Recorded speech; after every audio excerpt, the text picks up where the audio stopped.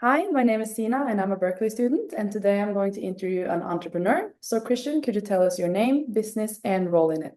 Yeah, so my name is Kristian Bye. I'm going to talk a bit about my first startup, which was in the field of solar energy. I started a company developing a solar lamp and phone charger for the off-grid market in Africa and Southeast Asia, and after a while in the humanitarian market. So about 1.3 billion people living without access to electricity. What factors in your background have led you to start your own venture and become an entrepreneur? I think the key turning point was a sense of lack of passion in my previous job. I was in advertising for many years and worked with large brands such as Carlsberg and Volkswagen and other Norwegian brands. And I felt that a lot of the marketing managers and product managers didn't have the passion for their product and brand that I often felt. So I was actively looking for a venture of my own, ideally a product that I could work with and turn into a strong and global brand. And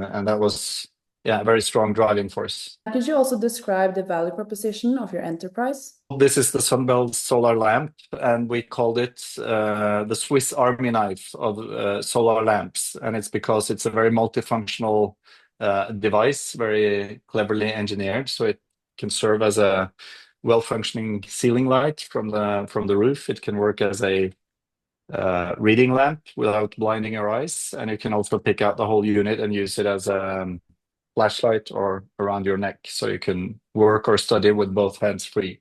And then you also have USB plugs for phone charging. So it was kind of an all-in-one solution. So we also have a very strong value proposition related to the vision of the company, which was a world where people see new possibilities. And this was also embedded in the product. So new possibilities in terms of functionality, all the different ways you could use the product. It was new possibilities in terms of technology with better LEDs, solar panels, and battery technology. And finally, new possibilities in terms of the market and the target group. So people without access to electricity would see and explore new opportunities in studies or in work. Very interesting. So, could you also tell us what was your differentiation and competitive advantage? Definitely the design and the functionality of the product itself made a huge difference. Most products in the market space when we entered was sort of single purpose devices. Most of them looked more like copies of the traditional kerosene lamp. So a lot of the design was based on traditional understanding of, what should I say, African light solutions.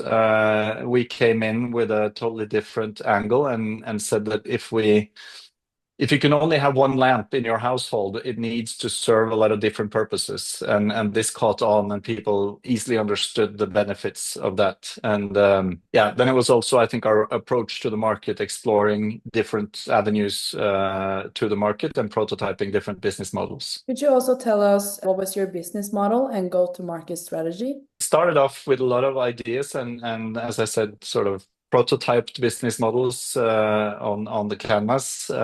We did a lot of work exploring women's savings and loans groups in Tanzania and the island of Pemba, where small groups of women would collaborate and put their money into sort of a little community bank, and then they could use that money and take loans to purchase useful stuff such as solar lamps.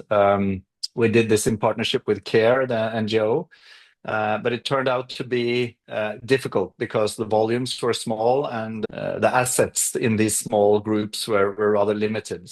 Our pivoting point was when we started to work closely with the UN because they defined back in 2014 solar lamps as a core relief item. So that means that the UN were obliged to secure solar lighting for refugees under their care.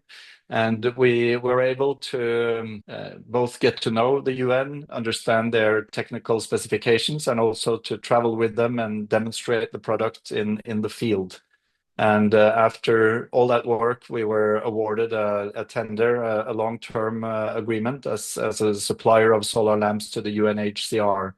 and this ended up with rather large orders. So in the turn of 2 to 3 years, we delivered some 2 million solar lamps through the UNICHR to refugees all over the world. What do you consider to be the 1 to 2 top factors that made your venture succeed? It was partly the passion that was embedded in the product from the designers and from myself. So we had a very strong, say, bond to the project, and that sort of kept us in it for the long term. It wasn't about making a quick buck or having a quick exit. It was really to solve a problem and to feel connected both to the product, the brand, and the market. Another important factor was that we, at a very early stage, gathered resources, board of directors and advisors who had all the experience and know-how that we lacked. I knew nothing about the solar lamp market or the African off-grid market. And finally, I think our access to long-term investors was really important. So what lessons have you learned, and what would you tell young entrepreneurs if you could do it all over again?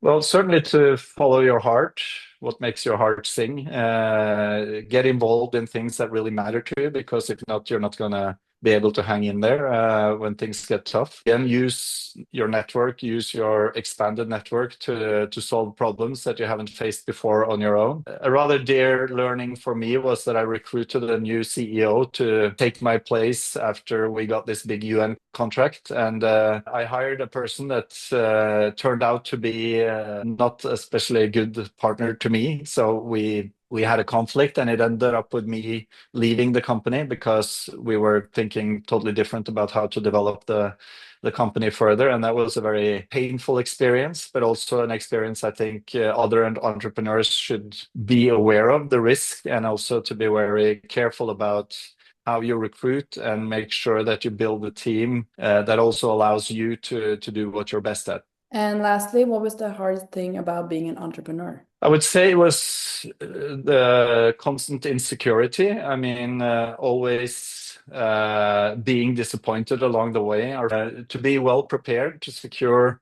enough funding and to secure, what should I say, a platform that allows you to work is really important to keep your mental health. Luckily, I had a wife and a family that was really supportive, and I think that's also a very important factor, that you need friends and family and supporters that will also remember to pull you a bit out of the bubble if need be, because it's easy to burn out actually. And I was close, but never got there. Well, thank you so much for your reflections and your insight. Thank you.